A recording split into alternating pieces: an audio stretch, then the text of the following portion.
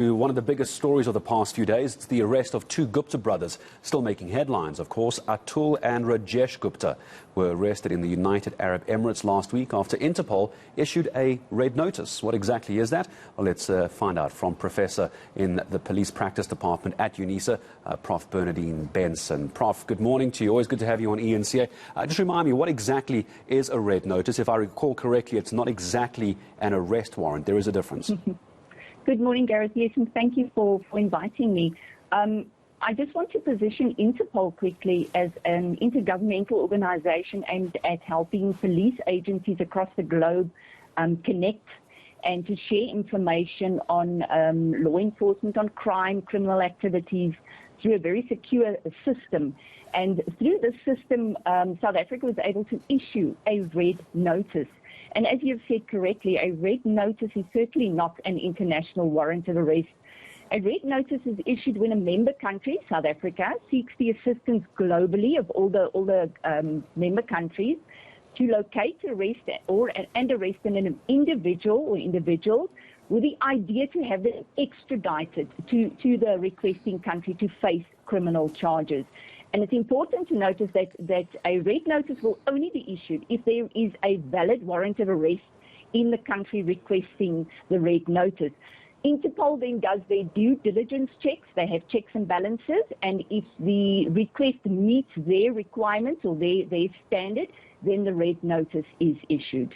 And what's the next step from there? Because it sounds like the South African government, Prof, has been getting quite a lot of flack because they haven't been exactly doing what they need to from an admin perspective. But so far, an arrest warrant has been issued on South Africa's side that has led to this red notice being issued. What happens next? Who's the next player in these movements? Well, it's almost like a chess game, Gareth.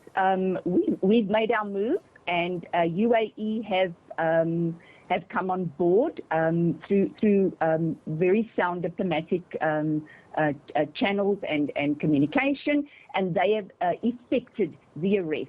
Now the normal legal criminal justice process kicks off, where there is a court date. Now it's going to be counter-legal arguments from the Gupta side.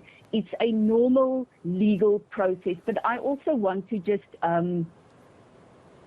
warn everybody, don't hold your breath, as it's not going to happen overnight. What is incredibly positive, however, is that the Guptas have been arrested. So if they were to be granted bail, Prof, if we kick the tin a little bit down the road here, if they were to be granted bail in Dubai, would a Interpol red notice have any weight, any gravitas to stop them leaving Dubai? Yeah, well, let's bring the tin back. I think with their track record, I think they first fled South Africa, I think to India or Pakistan, I'm not sure, and then they ended up in Dubai. So I think they have through their modus operandi shown that they are a flight risk. I sincerely doubt they will be granted bail, but the Interpol red notice, yes, will make travel for them particularly difficult. And just very briefly, Prof, if we could, in the last question on this, could we see SA legal experts, South African Police Service members flying over to Dubai to be part of this process? Well, Gareth, nothing is impossible. So I don't want to say no, and I don't want to say yes. Anything is possible in today's situation. So let's hope they send experts, and let's hope they send the best people. And perhaps I'll leave this as my actual last question, Prof. Sorry, I'm trying to steal as much time as I can with you, Prof. Benson. In your opinion, this will take a very long time. Do you, if you look into your crystal ball, suspect we could get the Guptas back into this country if all processes are followed? But I understand there's a long timeline. Could you see them back in this country, in South Africa? Gareth, I'm an eternal optimist. My glass is always half full. Yes, I do see them coming back. Not within the next couple of months, maybe this year even, but I certainly see them coming back. The wheels of justice turn slowly, but they turn. They do turn indeed. Professor Bernadine Benson, fantastic to have you with us. Unisa Professor Bernadine Benson joining us on the red notice issued for the Guptas over in Dubai. All right.